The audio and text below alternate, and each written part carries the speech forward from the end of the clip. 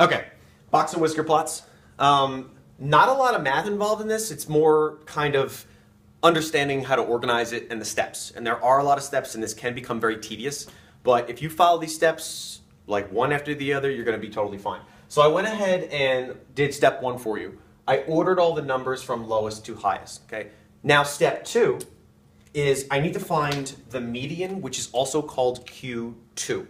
So I've got an even number of data points. That means I have to take the two middle numbers, okay, add them together, and divide by 2.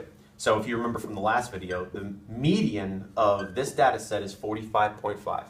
I'm also going to label that Q2 because it's the overall median. Okay? Next step is I want to locate the upper quartile and the lower quartile. Try not to get that confused with Q1 and Q3 because Q1 and Q3 are actually specific numbers. The upper quartile and lower quartile is a set of numbers or a range of numbers. So let's do the lower quartile first. The lower quartile is any number lower than the median. Okay? So 15 and 22 are obviously in there, but something that you may get confused is 34 is also lower than the median. So 34 belongs in the lower quartile. And I'm just going to abbreviate that for LQ for lower quartile. Okay? Same thing we're going to do for the upper quartile. 71 and 60 are definitely up there because you know they're higher. 57 is also higher than 45.5. So I am going to include that in the upper quartile as well, and I'm just going to label it UQ. Okay? Next step is I want to find Q1 and Q3. So Q1 is also called the first quartile. And keep in mind, we already labeled Q2, which is a median. Q1 and Q3 are also medians. They're just medians of their respective lower or upper quartile. This one's easy. The lower quartile's median, or the first quartile, is 22. So 22 represents Q1, and 60 is going to represent Q3. Okay. All right, next step.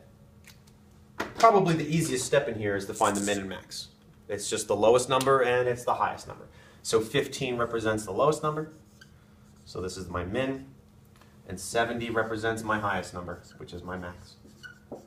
Okay, now, a lot going on here. We are actually able now to create our box and whisker plot. Hey, remember how I told you, I wanted you to have 5 vertical lines. Now, most box and whisker plots don't have 5 vertical lines. They have just 3. But I want you to represent those last 2 numbers, that min and that max, by a vertical line so you know where your endpoints are. The first thing I want to do is I want to draw my line at Q2. Okay, so this is my Q2 line. Okay. Now, without a number line, it's going to be a little bit difficult, but I just want to show you the landscape of this. Okay, so Q1 is 22. It's pretty far off from 45, so I'm just going to make a little bit of space. Put my Q1 line there, and then Q3, it's kind of similar actually. It's a little bit closer, so I'm just going to make it here, and it's going to be my Q3. So remember, this is 45.5, this is 60, and this is 22. Okay. Now, my other 2 vertical lines is going to be my min value, which is 15. Okay. I'm just going to label that min, even though it's kind of close. And my max value is 71.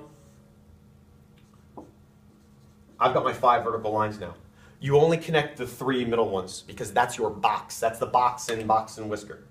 So I'm going to connect them like that. Okay. And then the whiskers is my middle sections here. So it goes from that middle point there to there. Now they are points, right? So that's the point at the Q2 or the overall median. This is my Q3, my Q1, my min, and my max. Okay. Now, they're quartiles, which separates this into 4 sections. So this section here represents 1/4 of the data, or 25%. This section here is 25%. This section is 25%. That section is 25%. So in a box and whisker plot, 50% of your data lies between that interquartile range. That's a question you're going to see over and over again from me. What is the IQR? What is the interquartile range? So to find IQR, I'm going to take Q3 and I'm going to subtract Q1 from it. Okay, so it's a simple substitution problem. 60 was my original Q3. I don't know if you can see that. Hopefully you can. And 22 is my Q1. Okay. So you're going to get 38 as your IQR. 38 represents that value, okay? And that's something that you absolutely have to know throughout the whole process of the rest of the year. So box and whisker plots. I may also ask you questions about which of the 5 points is missing from the set. I think I already asked you that, and it would be just simply I would erase one line, or I would leave some number out, and you would have to find it that way.